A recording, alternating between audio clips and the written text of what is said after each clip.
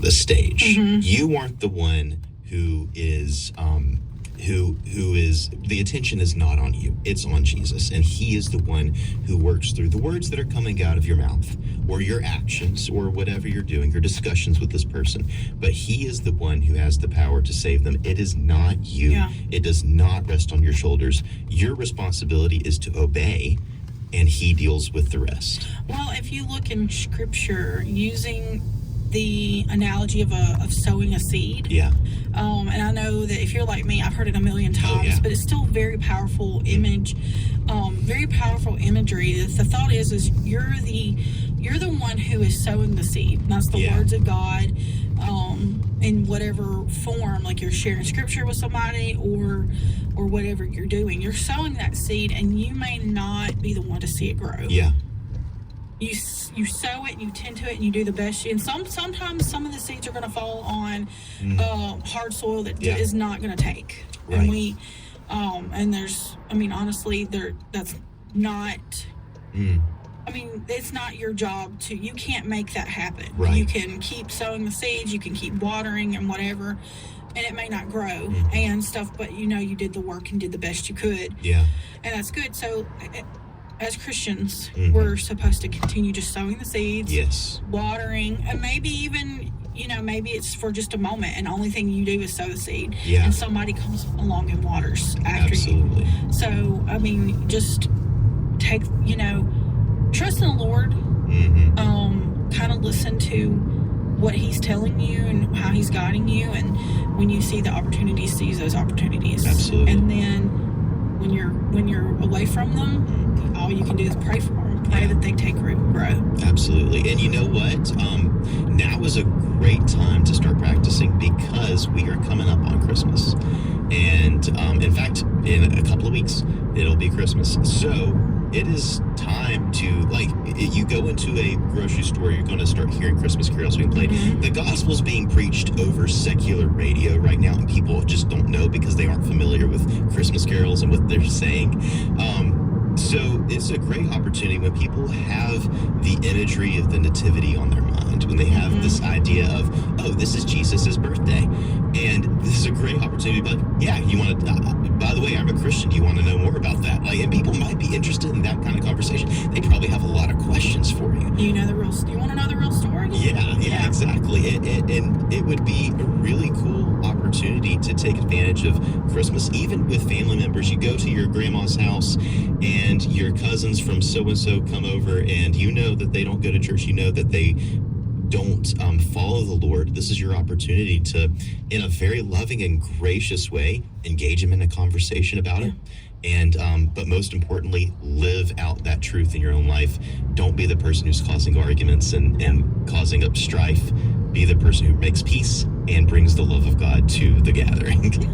And if you want to know more about us and what we do here at AFA, you can go to afa.net, where you can connect to all the different radio programs in AFR, or our friends at the stand, like Jordan, who do the writing, and they put out a monthly magazine and an online blog. Yep. And we have our friends at AFN, American Family News, who are constantly doing stuff. Our friends at American Family Studios, who are doing video work, and they've put out documentaries, including a new one called Culture Warrior. Right. So, and like I said before, our resource center, there are things there, tools that you can use for yourself and for other people. And if you're looking for good gifts, like we said, it's Christmas time. Yeah. So go check that out. Absolutely. And guys, until next week, continue to share truth and apply scripture.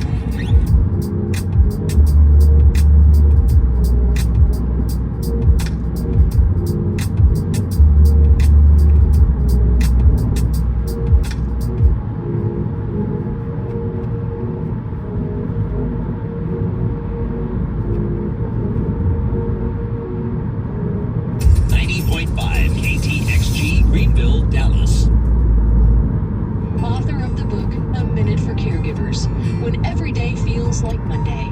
I've been a caregiver for nearly 40 years, and I know how important it is to encourage a family caregiver. I also understand that caregivers don't have a lot of time, and each chapter of my book can be read in a minute. It's encouragement, support, and each chapter will point you to safety. Oh, by the way, they're all written in fluent caregiver. A Minute for Caregivers is From the heart of our nation's capital in Washington, D.C., bringing compelling Insightful analysis, taking you beyond the headlines and sound bites into conversations with our nation's leaders and newsmakers, all from a biblical worldview. The weekend edition of Washington Watch with David Salkeld starts now. This week on the weekend edition of Washington Watch, the House passes the NDAA and what's going on in the skies above New Jersey. Greetings, fellow patriots. I am David Salkeld, and I'm a constitutional conservative, Christian husband, and Reagan Republican. On Tuesday's edition of Washington Watch Live, Tony Perkins had a live studio audience with him as he talked about the National Defense Authorization Act being passed and how your involvement helped get some bad language out. Here's how Tony got things started.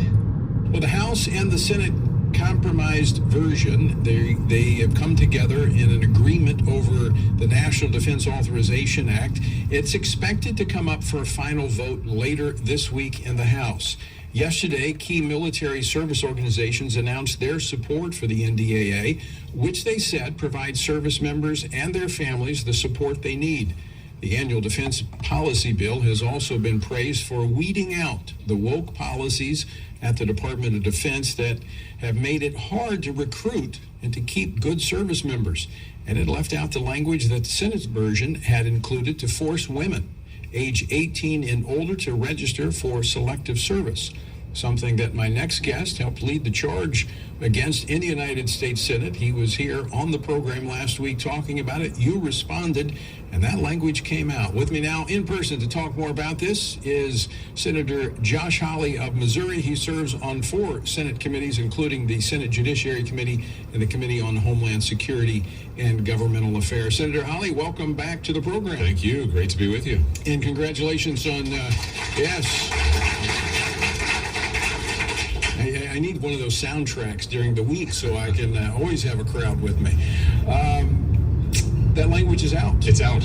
It's out, which is a big victory. As we talked about last week, it never should have been in the first place, Tony. It's an absolute affront to women, to families, to our sense of the differences between male and female, which, of course, the left is trying to erase everywhere we look. But it is out of the bill, which is a tremendous victory. And now we can go forward and continue to do what we need to do to get the military out of the abortion business, which they're currently in as well. Right. And just for review, for the benefit of our audience, one of the concerns about forcing women to register for the draft, as the military has had difficulty in recruiting and its retention because of its woke policies, that many of which were pulled out in this latest version, they were, I think the reality of going back to a draft is real.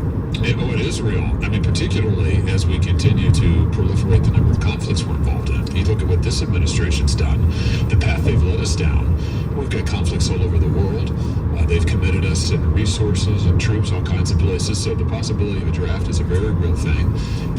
There's a huge shortfall in retention and recruitment, and forcing women to register, again, compulsory registration is something that they were looking at to try and stem that tide. Now, you previously served on the the Senate Armed Services Committee. You're now on the Judiciary Committee, but you've got a lot of military presence in your state of Missouri, so you keep up with those issues.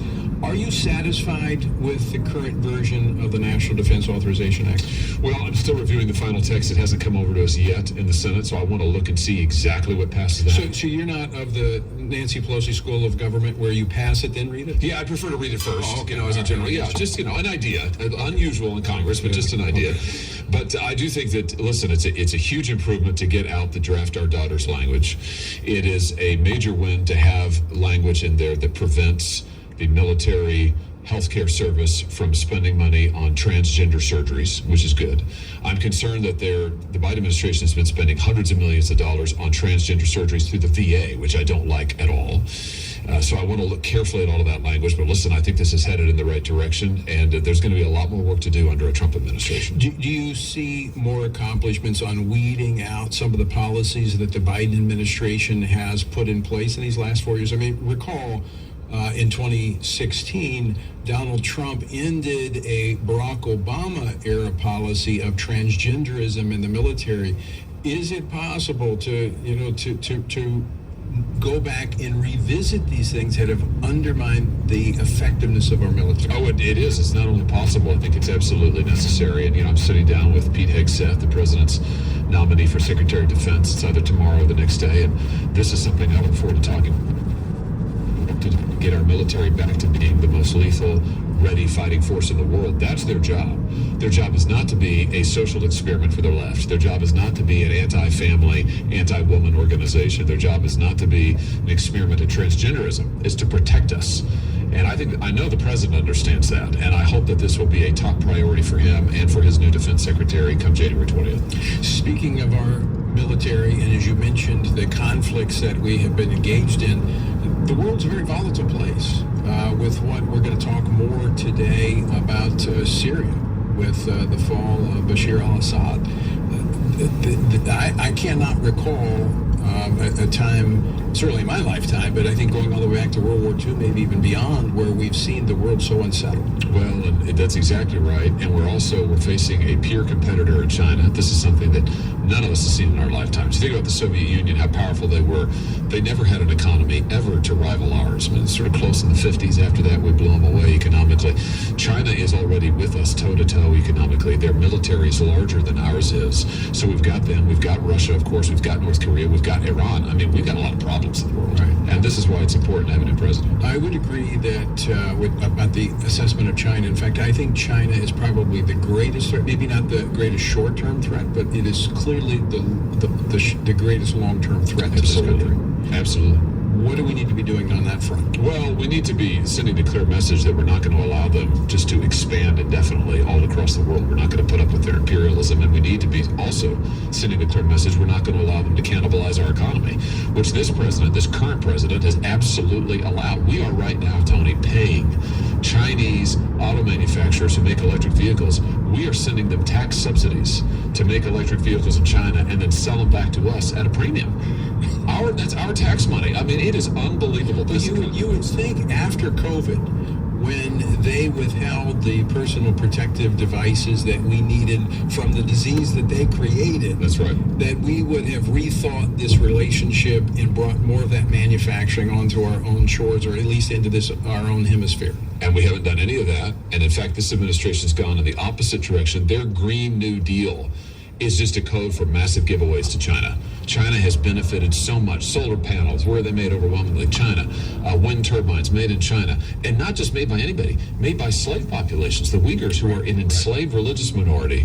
And here we are literally financing that. It's insane. It's absolutely insane. We got to stop that. And there's a personal responsibility there, too, especially as we come up on the Christmas season, people shopping. Yeah. I always turn it over to look at made in where. You bet. And there's so many of our products. It's becoming difficult to actually find products not made in China. I think we ought to say to these foreign manufacturers that are based in other countries, whether it's China or anywhere else, if you want to have access to our market, you've got to make a certain percentage of your goods in the United States of America with American labor. Well, and certainly not be hostile to the values that we as a nation say we uphold. And I think that was the idea back in the 1990s with the agreements with China with most favored nation status, that it was going to change them. Unfortunately, I think it's changed us more than it's changed them. And just look at the NBA. I mean, you remember LeBron James just a few years ago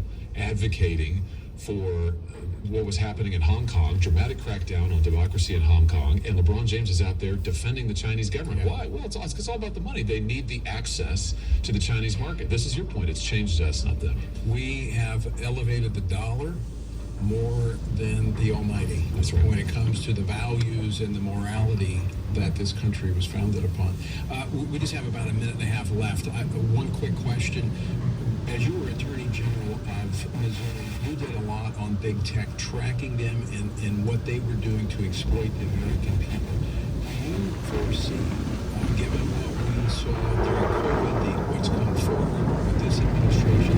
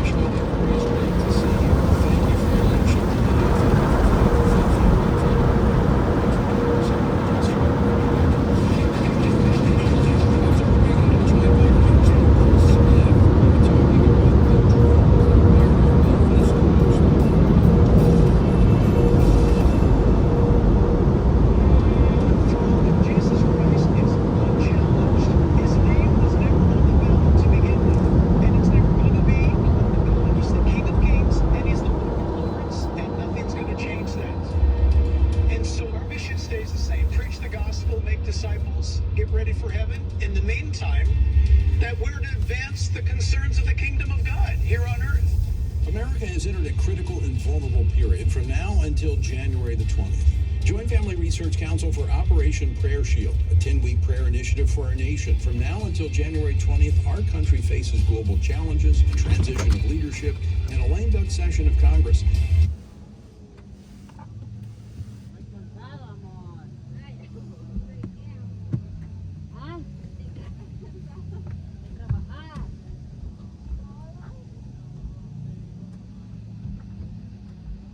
And pray for our nation. If you're a young adult passionate about seeing biblical values championed in our country, check out Family Research Council's internship program. This 3-month program is both a discipleship and development opportunity where you get to take part in truly meaningful work and help advance faith, family, and freedom in public policy and our culture. Featuring hands-on experience, biblical worldview training, free housing, and more, this internship is a great opportunity for spiritual and professional development. Check out frc.org/internships to apply today. All right, welcome back to a special edition of Washington Watch with a live audience here in our media center in Washington, D.C.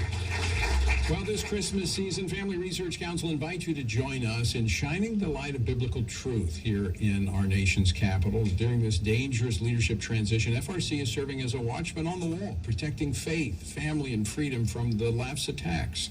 And thanks to a $1.5 million challenge match, every dollar you give between now and December 31st will be doubled, letting you have an outsized impact. Stand with FRC as a prophetic voice for biblical truth by texting the word LIGHT. That's LIGHT to 67742. And together, let's make an eternal impact. Federal and state authorities are saying they have no clues about the mysterious drones that have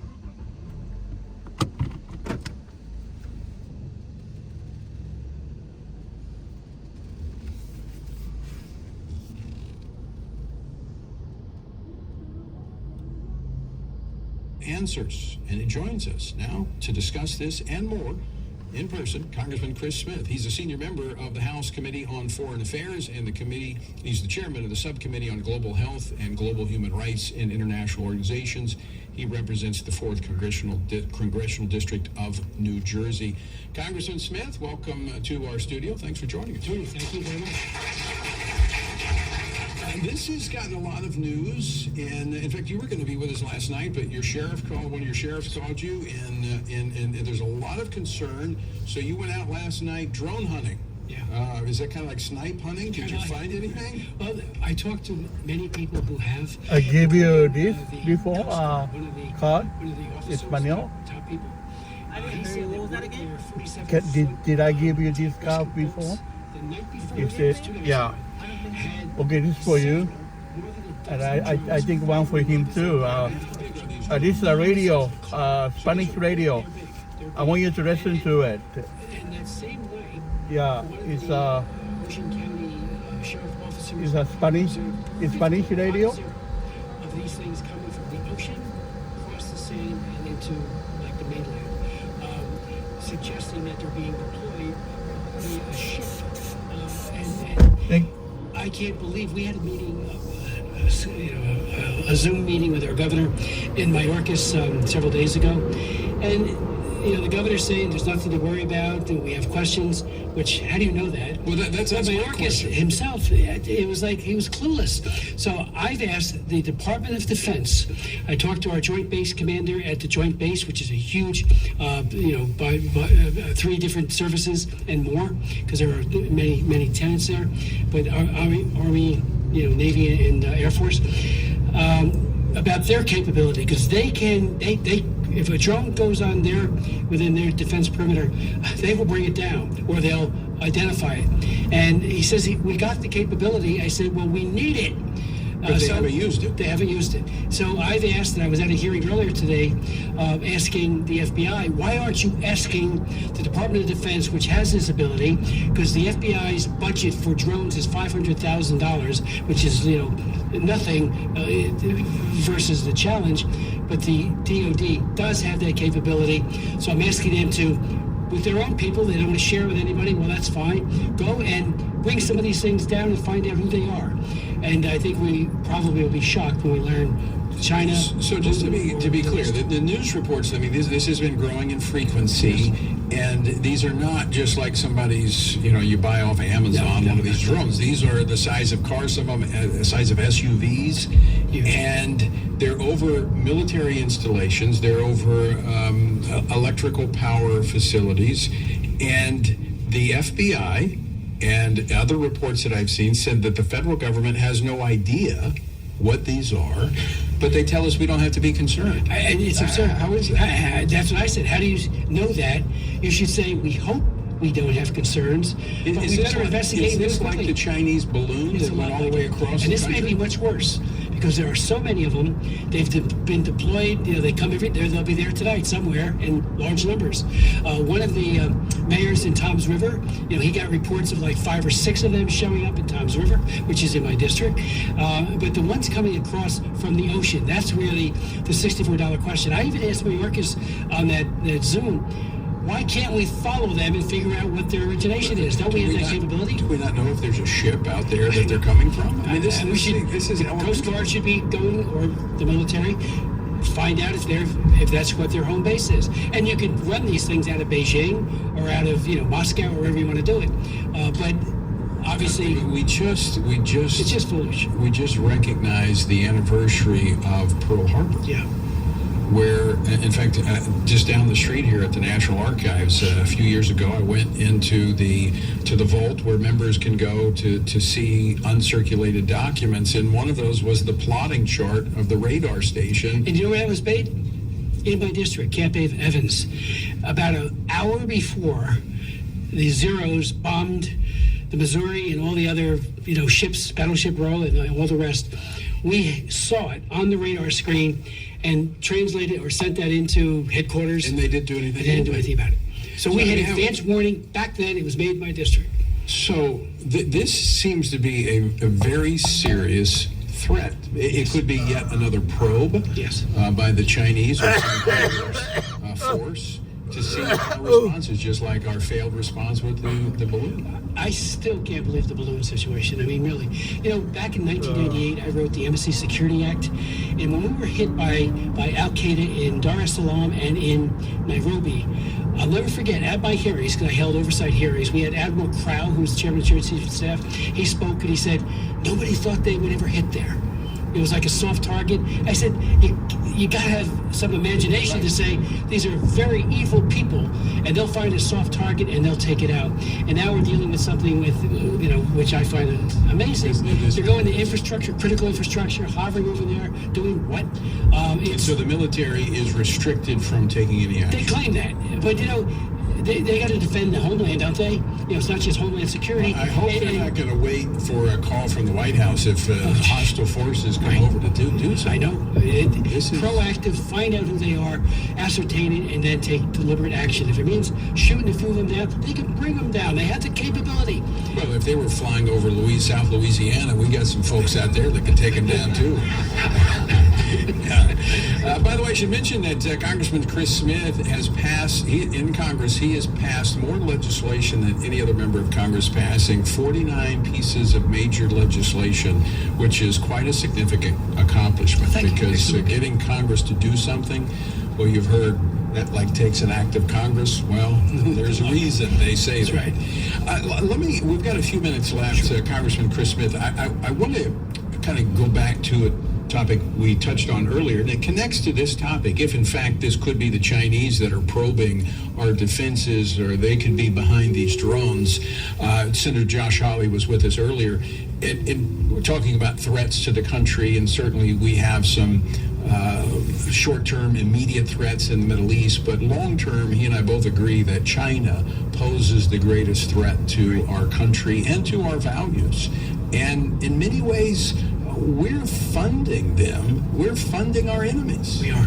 I've been speaking out on China even before Tiananmen Square, I had a bill saying that because of forced abortion, a crime against humanity. That was in 1984. But after Tiananmen Square, when Bill Clinton linked human rights with trade, we all applauded him. 1 year later, he delinked. And that's when the Chinese took the measure of the United States of America and said, all they care about are profits. I'm for profits, but there needs to be linkage. They're an export economy. They can't survive militarily or any other way without American markets. And we're feeding the foe that wishes us to be destroyed.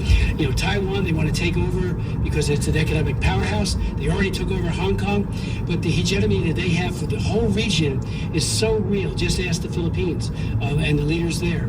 But they have global ambitions. Xi Jinping is a dictator who fashions himself as Mao Zedong. I chair the China Commission. I've had well over 110 congressional hearings. I'm barred from going to China now. Frank Wolf and I went there several times. They wanted to throw us out every time because we would raise human rights and especially religious freedom. But you have a situation where we arm them. And, you know, Bill Clinton, just for the record, you know, when he delinked trade from human rights, May 26, 1994, that's when we lost China. And I don't know if we ever get it back. I have a bill now to relink human rights because, again, if they respect fundamental human rights, let's have a trade war with them. I made this comment with Senator Hawley, and I say this from my observation, previously chairing the U.S. Commission on International Religious Freedom.